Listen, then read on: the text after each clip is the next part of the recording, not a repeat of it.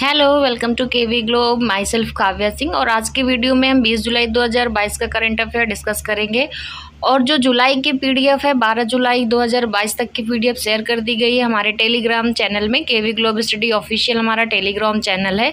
अगर अभी तक आपने ज्वाइन नहीं किया है तो लिंक नीचे डिस्क्रिप्शन में दिया हुआ, जाके ज्वाइन कर लीजिए। पीडीएफ का कोई चार्ज नहीं है, पीडीएफ फ्री शेयर की जाती है वीकली। आज की करंट अफेयर स्टार्ट करने से पहले हम कल की क्लास का एक बार रिवीजन कर लेते हैं जल्दी से, जो कल क्वेश्चंस डिटेल में डिस्कस किए थे। क्वेश्चन था, हाल ही में किसने सर्बिया में पैरासिन ओपन 2022 टूर्नामेंट जीता है? तो ये आर प्रज्ञानंद है जिन्होंने शतरंज टूर्नामेंट जीता है। वर्ल्ड एथलेटिक्स 2025 की मेज़बानी कौन सा देश करेगा? जो वर्ल्ड एथलेटिक्स 2025 में होने वाला है इसकी मेज़बानी जापान करेगा। जापान की जो राजधानी है टोक्यो, वहाँ पर आयोजन होगा इसका। मैनचेस्टर के ओल्ड ट्रैफर्ड में खेली गई वनडे सीरीज किस देश ने जीत ली है? तो ये भारत ने जीती है ये series. Badminton tournament Singapore open 2022 में किसने महिला एकल का खिताब जीता है? तो ये पीवी सिंधु है जिन्होंने महिला एकल का खिताब जीता है। हाल ही में पश्चिम बंगाल के राज्यपाल का अतिरिक्त प्रभार किसे दिया गया है? तो जो पश्चिम बंगाल के अभी राज्यपाल थे जगदीप धनखड़, ये उम्मीदवार बनाए गए हैं उपराष्ट्रपति पद के एनडीए की तरफ से, इसलिए अभी इस पद का अतिरिक्त प्रभार दिया गया ला गणेशन को, जब तक कि अगले राज्यपाल की नियुक्ति नहीं हो जाती है।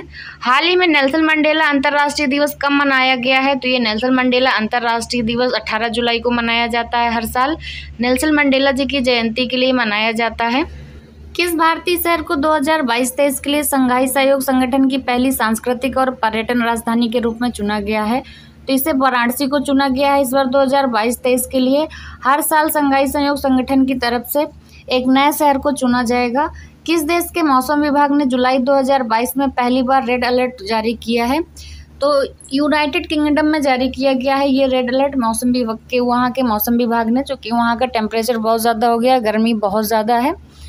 ये थे कल की क्लास के क्वेश्चंस जिनका हमने एक क्विक रिवीजन किया है। अब हम आज के क्वेश्चंस देख लेते हैं।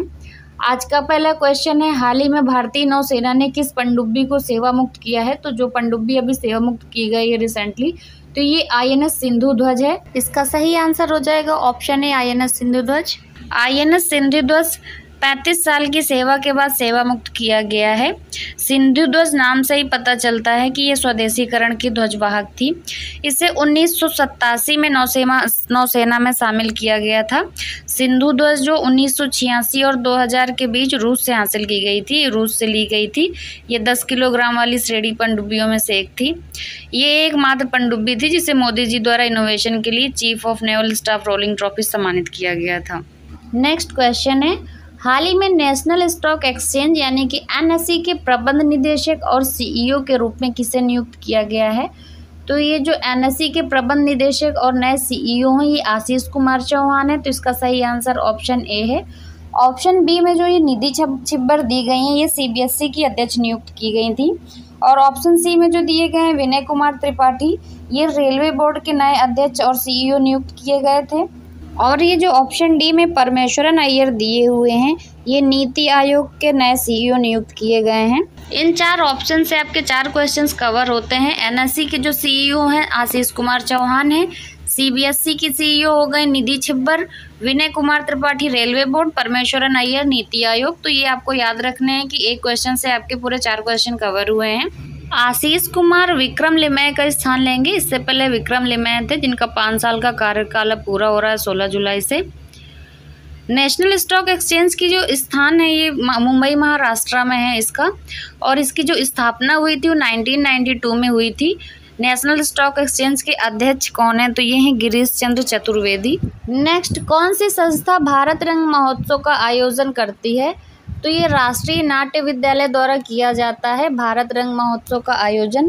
ये भारत रंग महोत्सव की जो स्थापना हुई थी ये 2 दशक पहले हुई थी, राष्ट्रीय नाट्य विद्यालय द्वारा ही की गई थी। इसका उद्देश्य देश भर में रंगमंच के विकास को प्रोत्साहित करना है। पिछले कुछ वर्षों में इतना विकसित हो गया है, ये अंतर्राष्ट्रीय स्तर पर भी पहुंच गया है। ये एशिया का सबसे बड़ा थिएटर फेस्टिवल भी है। इस बार नई दिल्ली ने 16 जुलाई से 14 अगस्त 2022 तक आज़ादी का अमृत महोत्सव 22वां भारत रंग महोत्सव 2022 का आयोजन किया है। भारत आज़ादी के 75वें वर्ष को आज़ादी का अमृत महोत्सव के रूप में भी मना रहा है। नेक्स्ट है, अंतर्राष्ट्रीय न्याय के लिए विश्व दिवस कब मनाया जाता है? तो अंतर्राष्ट्रीय न्याय के लिए विश्व दिवस हर साल 17 जुलाई को दुनिया भर में मनाया जाता है। यह दिन अंतर्राष्ट्रीय न्याय को मजबूत व्यवस्था को चिन्हित करने के लिए और पीड़ितों के अधिकारों को बढ़ावा देने के लिए मनाया जाता है। 17 जुलाई को अंतर्राष्ट्रीय आपराधिक न्यायालय के महत्व के बारे में भी लोगों को बताया जाता है। नेक्स्ट है 52वां BGB BSF DG स्तर का सम्मेलन कहाँ शुरू हुआ है? तो ये बांग्लादेश के ढाका में शुरू हुआ है। इसका सही आंसर हो जाएगा ऑप्शन है ढाका। ये सम्मेलन दोनों देशों ने BGB और BSF के बीच विश्वास बढ़ाने और पहले से मौजूद द्विपक्षीय संबंधों को और मजबूत करने के तरीकों के बारे में बात की है। इस सम्मेलन में बात की गई है। BGB यानी कि बॉर्डर गार्ड्स बांग्लादेश और BSF यानी कि सीमा सुरक्षा बल, इन दोनों के बीच संबंध मजबूत करने के लिए सम्मेलन आयोजित किया गया है।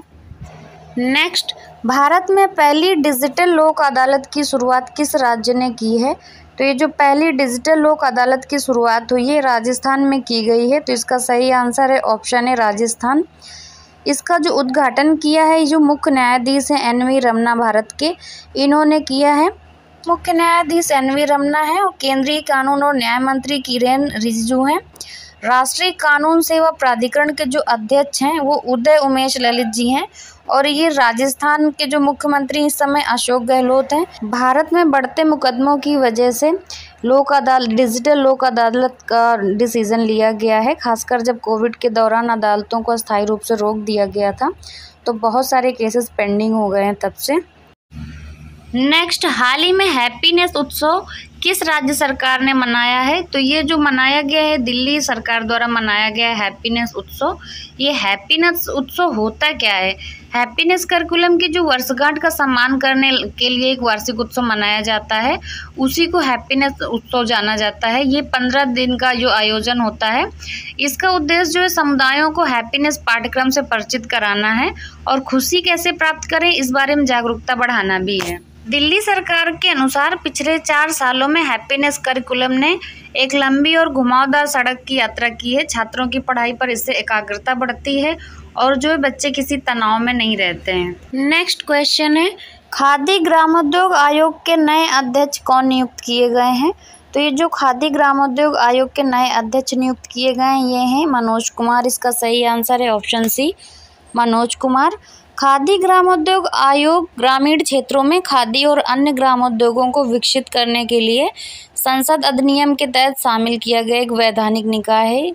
ये ग्रामोद्योगों यानी कि गांव में होने वाले उद्योगों को विकसित करने के लिए इसको शामिल किया गया है। KVIC की स्थापना 1956 में हुई थी और जो इसका मुख्यालय है वो मुंबई में है। ये थे आज की क्लास के क्वेश्चंस, इनका हमने डिटेल में डिस्कशन कर लिया है। अब हम कल का क्वेश्चन देख लेते हैं जो कि आप लोगों से पूछा गया था। क्वेश्चन था, भारत का पहला और इकलौता राज्य जिसकी खुद की इंटरनेट सर्विस है।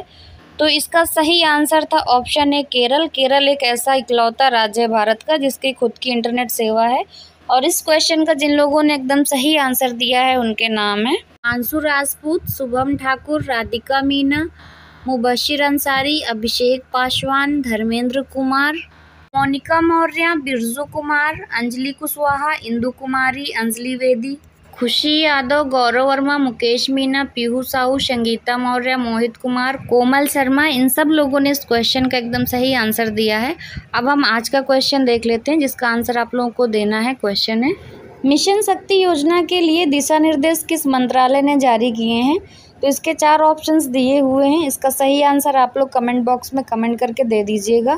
क्लास से रिलेटेड अगर और भी कोई आपके पास सजेशंस है तो प्लीज़ कमेंट करके बता दिया करिए। वीडियो अच्छा लगा है तो वीडियो को लाइक शेयर ज़रूर करिए। जो लोग चैनल पर पहली बार आए हैं तो चैनल को सब्सक्राइब करके बेल आइकन ज़रूर दबा दें जिससे आगे आने वाले वीडियोज़ आपको मिलते रहेंगे। And thanks for watching.